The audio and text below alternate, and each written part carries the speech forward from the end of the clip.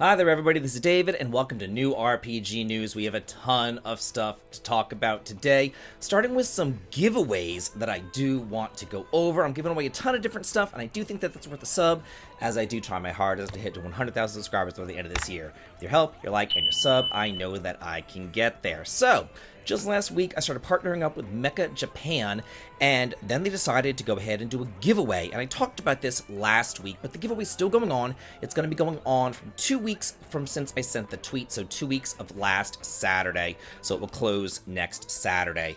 And I'm giving away a Dragon Quest XI artwork book. It's a physical book, has over 300 pages, and it's over here on the Twitter. If you follow me, there's a link to that in the video description for following me, and you can go ahead and enter that. I don't want you to miss this giveaway.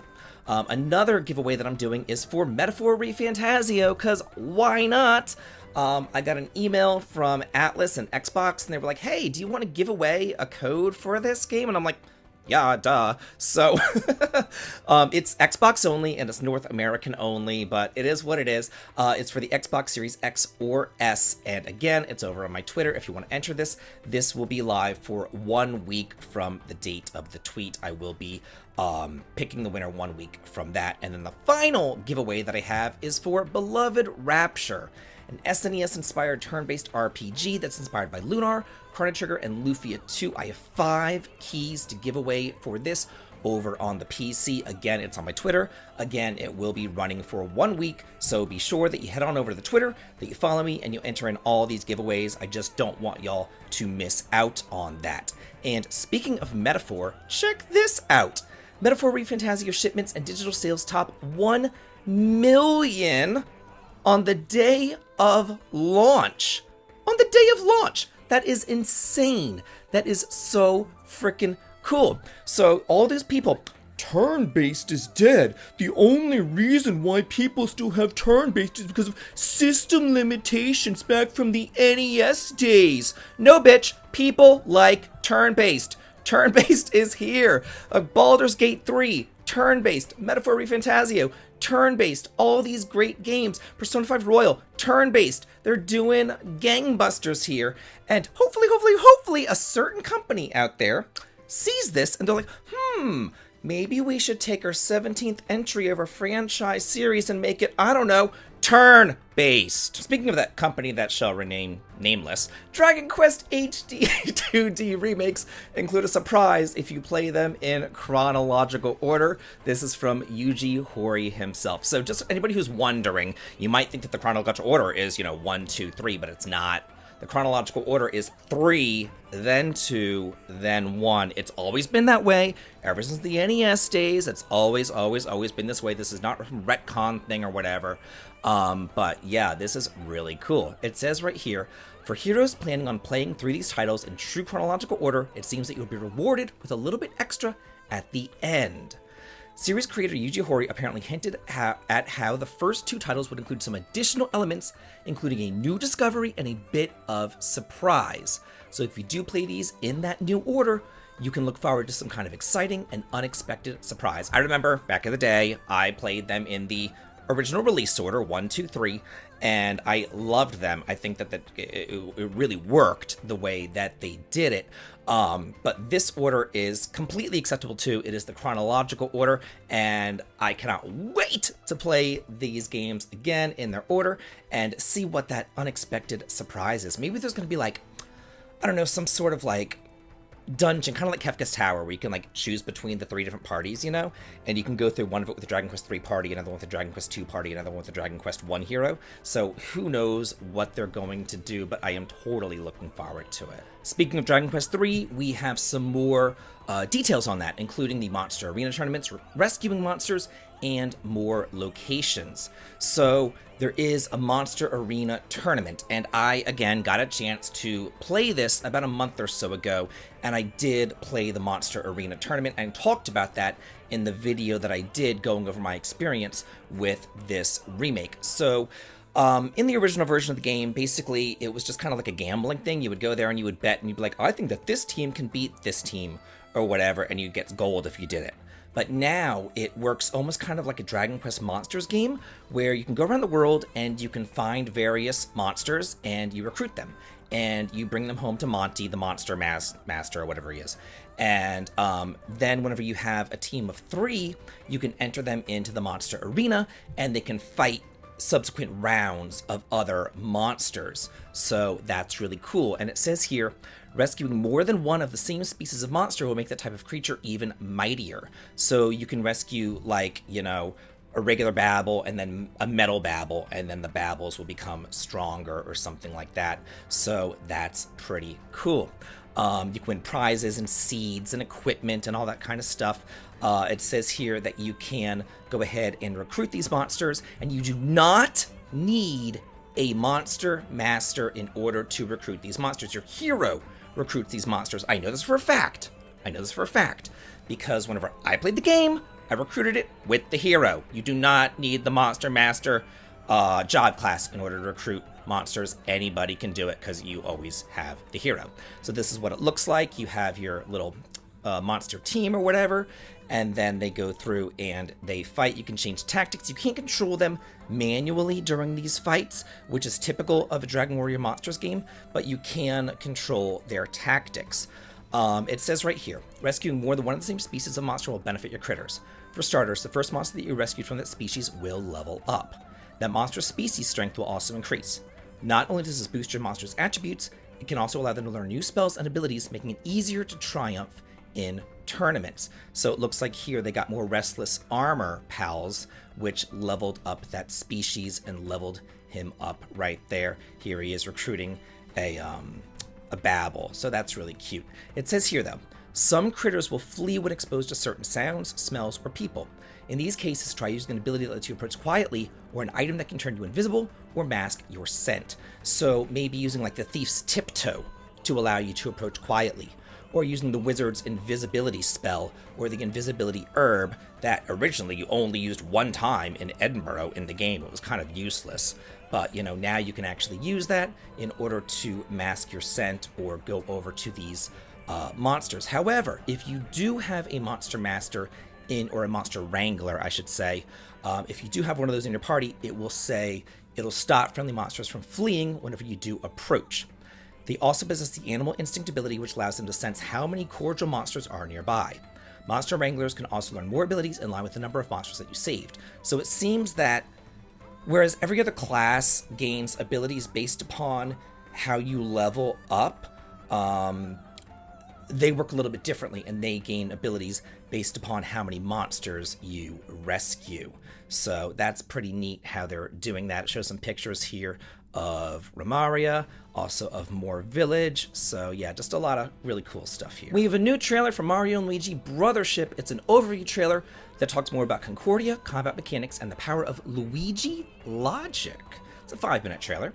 It says, a mysterious power has fractured the world of Concordia into many scattered islands, and it's up to Mario and Luigi to reconnect them. Venture out onto Ship Shape Island, which is part ship, part island, of course, and launch out of its cannon to visit, explore, and quest through a variety of different islands, ranging from tropical rainforests to bustling cities. Meet helpful new friends like Connie and Snoutlet, who's definitely not a pig, and encounter familiar characters from the Mushroom Kingdom like Peach and Bowser. To reconnect Concordia, you need to harness the power of Mario and Luigi's brotherly bond to overcome the challenges. Use Bros moves to bypass obstacles, like combining the Mustachio Duo into a ball, or by throwing fire and ice balls to melt and freeze any impediments. Take advantage of the powerful Bros attacks like Zapparator and a dynamic twist on turn-based combat, where well-timed attacks, dodges, and counterattacks are key to defeating foes. But don't forget to equip battle plugs. I almost said something else, but anyway. For extra abilities that can grant you strategic advantages, like creating a shockwave to damage multiple enemies or guaranteed critical hits against flying enemies. Experiment with creative combinations to layer different effects and see what happens. Plus, discover the power of Luigi's inventive mind with Luigi logic, which can lend a helping hand during exploration and boss battles alike. While his flashes of inspiration can be unconventional at times, they will help Mario with solving puzzles, collecting items, and dealing big damage to even bigger baddies. This is out for the Switch on November the 7th. I love the Mario and Luigi series. I have ever since Superstar Saga came out on the Game Boy Advance way back in the day when I was in college, and I've loved it ever since, so I am so looking forward to this. We have another game by Square Enix. It is Japan only, though, and it is mobile as well. It is a strategy RPG, Emberstoria, for iOS, Android, and PC. So that's good, it comes out on PC. It is a free-to-play RPG, though. It says a release date was not officially announced, but it is listed for November 29th release on the App Store. Purgatory, a land infested with monsters, a place where the wisdom of numerous lost worlds sleeps. Humanity, harnessing this buried knowledge and the technology it reclaimed from the ashes, built enormous ships that soar through the skies and revive the souls smoldering in the depths of the earth as fearless warriors, all to survive in this harsh world. So yeah, this looks pretty neat. It looks pretty cool. Reserving judgment on it because first of all, we don't even know if it's coming out in America.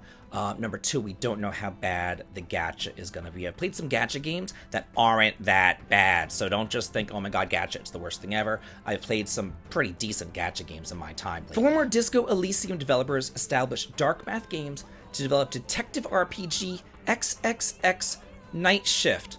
Huh, I wonder what this is about. You play as a patrol op in Antarctica, of all places, in 2086. I don't know. It's gonna launch for the PC via Steam, and we don't have a release date yet. We can see this, I don't know, massive bed that can fit like 100 people, and this teeny tiny little tiny person right there. I don't know. Look at this trailer above me. Like, what is this? I don't know. If this is their way to sell their game, I wouldn't sell my game this way, but okay. It says you're a patrol op on a holiday weekend at World's End Ski Resort, Mount Hope, Antarctica, but things are about to go sideways. Now you're stranded at the off-season resort with unforgettable guests, wild parties, and mad secrets. The world of XXX Night Shift is your oyster. Crack it open with evolved role-playing systems. Yeah, this looks, fascinating. Open-ended minimalist RPG Everholm launches for the PC on November the 11th. It is cozy, but not too cozy. Ooh. Don't know what that means. But anyway, it says Lily is searching for her lost sister Melanie. During her search, she happens upon a magical portal that lures her into Everholm, a cute, cozy little island where everybody seems to recognize her. Gathering her wits, she sets out to uncover the mysteries of this little slice of heaven with the help of a local witch. Ooh. It's an open-ended role-playing game focusing less on punching your way through the island's wildlife and more on interpersonal relationships. Meet the residents of Everholm, gain their trust, and figure out why they're stuck with her on this enigmatic island. Delve into procedurally generated dungeons to fight monsters that lurk underground, requiring powerful weapons and spells to survive. Delve deep enough into the dangerous caverns, and Lily might just be rewarded with rare minerals to bring topside. So yeah, this is one of those cozy games, mystery games sort of thing. If you're into that, check this one out. Oh, I can tell the pronunciation police are going to be all over me for this one. Slavic Folklore Action RPG by Lina, announced for the PS5, Xbox, and PC, due out sometime next year. Embark on an epic journey in the far, far kingdom and challenge Kozeki in the Deathless to save your immortal soul and become the true hero in Bylina, an action RPG rooted in Slavic folklore and myths. Take on the role of Falconet, a young bogator born without hero's powers, shunned and underestimated by almost everybody around him.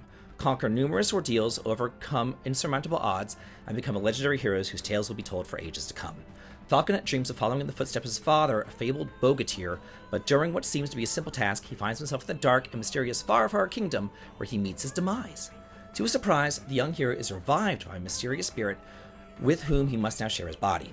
Falconet faces 3 daunting tasks: reclaim control over his soul, uncover an ancient mystery surrounding his new companion, and save the world from imminent doom. I actually got through that a lot better than I thought that I was. Spaghetti anime. I got nothing. It's a mech tactical RPG Nitro Gen Omega, announced for the PC sometime next year. What a spaghetti anime is, I have no idea. I can only imagine it's like a spaghetti western, like those old John Wayne movies from the 1950s or something. I really have no idea. But then I'm looking at the picture and I see these like little ropes, and maybe that's spaghetti? I really have no clue. Anyway, it's a tactical RPG blending cinematic mech battles, team management, and sandbox RPG elements. A spaghetti anime turn-based tactical RPG where you lead a crew of mercenaries through wastelands overrun by ruthless machines. Engage in high-octane cinematic mech battles, recruit pilots and grow relationships. Play solo or join an online world where every character is procedurally generated. I hate procedurally generated stuff. Like, I wish they would just... Like to me, anything procedurally generated just screams lazy, random, RNG, and AI. And no ma'am. I don't want any of that. I just hate that crap. Anyway, humanity has lost the war against the machines. The world is overrun by them. What is left of the population has retreated to a few cities and outposts constructed atop of giant pillars. The end is coming, slow and inevitable. But for now, life goes on. People still need food, supplies, technology from the old world, and sometimes just something to get them going. You're the commander of a mercenary crew, surviving by taking on contracts for the cities. Build and tune your mechs, recruit pilots and watch them bond aboard the airship, your mobile base. Complete contracts and engage in high-octane cinematic mech battles featuring a unique timeline system. The only game that I played with procedurally generated dungeons that I thoroughly enjoyed was Luffy the Legend Returns back on the Game Boy Color. I guess there was like Azure Dreams and some other stuff, the Tulun dungeon crawling one or whatever, but really it was just that Lufia game because it still had a world that you could explore, it still had progression, it still had towns that were there and items that you can find, and the dungeons, yeah, they were procedurally generated, but you still had specific treasures that you would find in each dungeon. It was almost like the ancient cave sort of thing. And speaking of which, I like the ancient cave in Lufia too, as well as far as procedurally generated things are concerned. But this, number one, I don't know what spaghetti anime is. They should probably explain what the hell that is. But number two, it just screams lazy to me. And in our final story of the week, Wizardry variants Daphne is coming out for the iOS and Android on October the 15th. There is a PC version due out at a later date. I don't know if this is coming out west or not. The reason why I say this is because the most recent trailer that we have is the trailer that I'm playing above me, which is all the text is, in Japanese and everything, and it doesn't actually say if this is a worldwide release or not. And then whenever I go and I look at the voice actors, it's all Japanese voice actors. So I don't know if this is coming out in America, but it seems odd that a Wizardry game wouldn't come out in the West, but it would come out in Japan. It just seems odd to me. Anyway, this says that it carries on the lineage of classic RPG series Wizardry. The portal to the Labyrinth of Despair, where even destruction is a pleasure, has opened once again. Once every 100 years, the Abyss opens. It's a curse of death that consumes the continent. A warlock who coveted death, devoured people and animals, and enveloped the world in despair. Inheriting the power to seal the Abyss over generations, kings have continued to protect the kingdom from its curse. But now, the king has vanished, and the world is being consumed by death moment by moment. Resistance is meaningless. There is naught but to perish. Interesting right there if you are into Wizardry. I'm personally not. I don't like dark games. I don't like dungeon crawling, things like that. First-person dungeon crawling things, I should say. But if you are into it, be sure to check it out. I don't know if it's coming out in English, so this article, I scoured it. It does not say, so I'm not entirely sure. But anyway, that's it for this week's news. Hope that y'all enjoyed it, and as always, have a good day.